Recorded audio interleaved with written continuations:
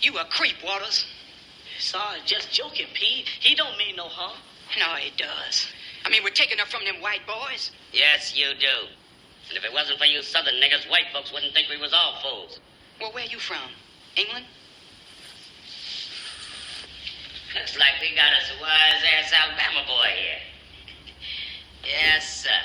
Now, don't you get smart, nigga. Get your fucking hands off me. You wanna hit old Sergeant Waters, boy? Please.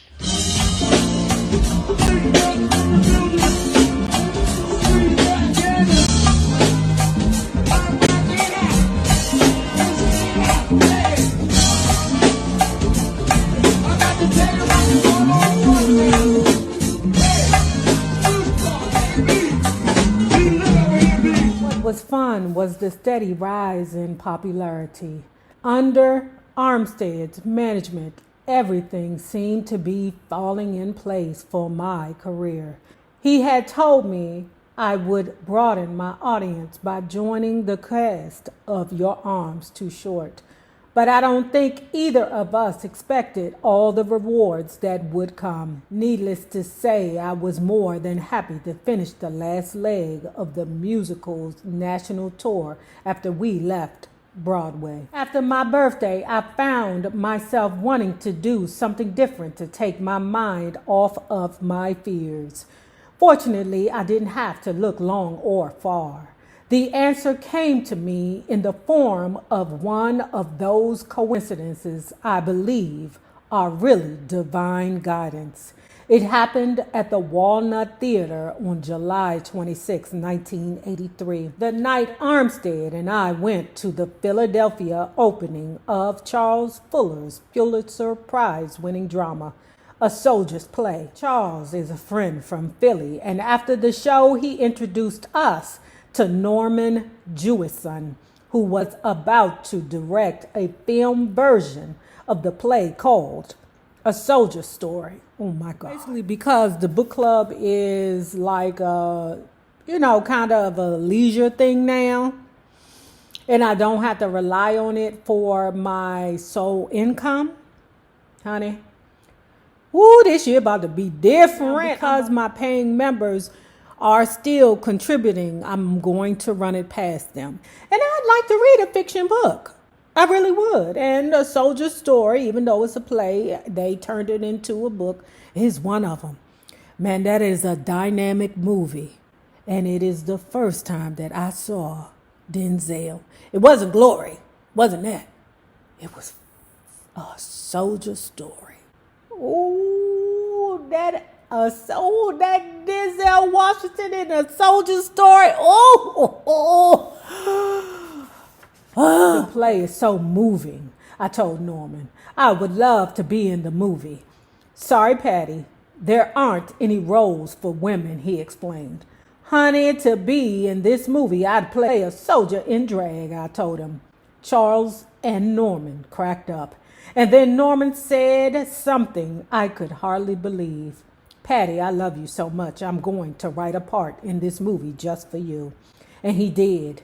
In my first major film role, I played a singer saloon owner named Big Mary. And since Norman had created that character just for me, I wrote a song, Pouring Whiskey Blues, just for her. The film about the murder of a Black Army sergeant in charge of an all-black platoon in the Deep South during World War II starred some real heavy-hitting actors, Denzel Washington, Howard Rollins, and Adolph Caesar, to name a few. Just being in that kind of company made me a nervous wreck. What in the world had made me think I could hang with this kind of acting talent? He shot A Soldier's Story on location in Fort Chaffee, Arkansas, and Norman's patience and guidance got me through the shoot. He helped me enormously with my technique. When the film was released the following year, the critics were full of praise for my work. One California newspaper even said I might nab an Oscar nomination for Best Original Song. Kind reviews made it a lot easier when I didn't get the parts I auditioned for in two big movies. In The Color Purple, I lost out to Margaret Avery, and in Ghost, I lost out to Whoopi Goldberg. To this day, I tease Whoopi that she owes me a big part, in one of her movies.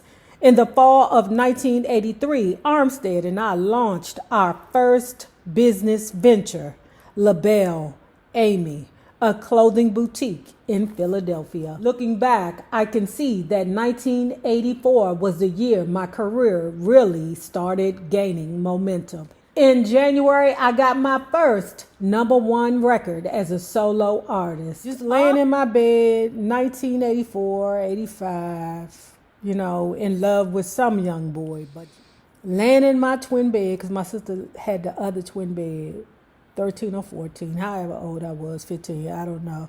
Listening to the quiet storm, window open because we didn't have AC.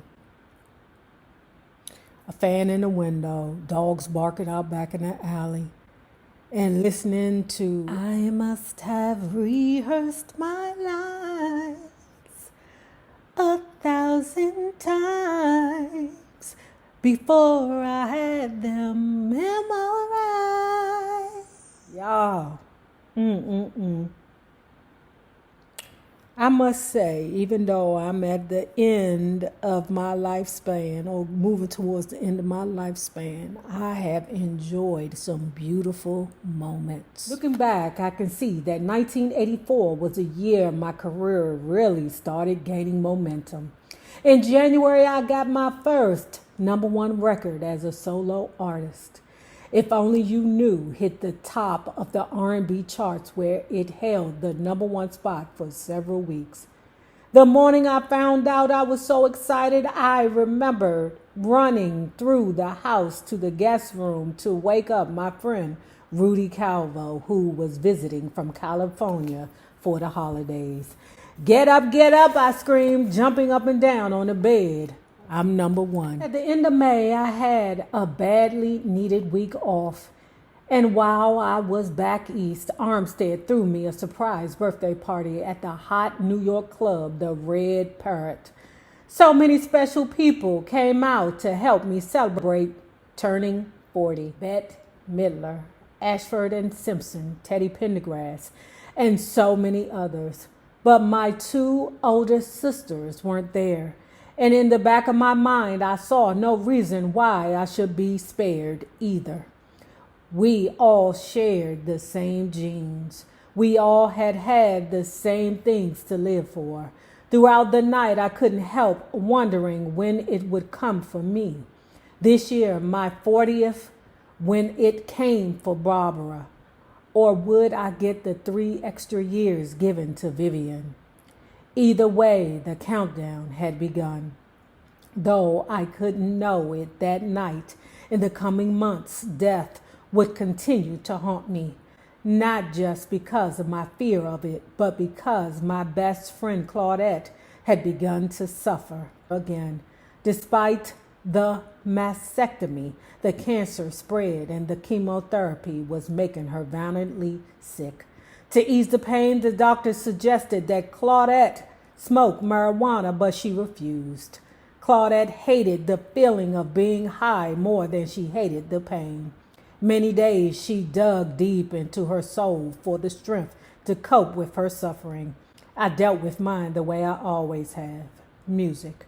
During the summer months, I was performing in a different city almost every night, and I let everything I was feeling, all the fear, all the anger, all the pain, all the rage, I let all of that out on stage. I got a call from my sister Jackie. Claudette was in the hospital and she had taken a turn for the worse. I should come right away. Armstead and I left immediately to make the 90-minute drive from New York to Philly. When we got to the hospital, the closest people from the old days, from the old neighborhood, had gathered to say goodbye. Claudette's husband, Grant, broke the news. I was a little too late. She had died just 15 minutes before we arrived. In the months following Claudette's death, music was the only thing that kept me from going mad. For me, the mystical, spiritual connection between audience and performer, the way my voice could uplift people I knew were suffering as I was, held the key to my sanity. Word. That's why I keep reading these books, y'all, because not only does it help y'all, but it helps me too. In October, I left Philadelphia and took the Look to the Rainbow tour to 13 more cities before beginning the new year back on Broadway in a second sold-out run at the Gershwin Theater. In between live performances, I went in the studio and recorded 2 singles, New Attitude and Stirred Up, for the soundtrack to the blockbuster Eddie Murphy movie Beverly Hills Cop. Both would become big hits for me, with New Attitude making the top 20 and earning me a 2nd Grammy nomination.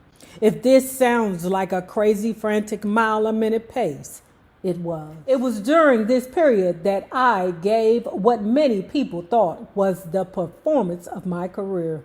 I was one of the more than 60 performances on the NBC TV special Motown Returns to the Apollo. The show, which was taped live on May 4th, 1985, before a black-tie audience, was celebrating the reopening of the newly renovated theater. The stars were out in force that night. The lineup included some of the biggest and the best: Stevie Wonder, Smokey Robinson, The Temptations, Sammy Davis Jr., Gregory Hines, The Four Tops, Little Richard, Wilson Pickett, Sarah Vaughan, Mavis Staples, Rod Stewart, Boy George, Joe Cocker, George Michael, Billy Eckstein, Billy Preston, and Diana. Taking a ride on the east side, made a left on MLK.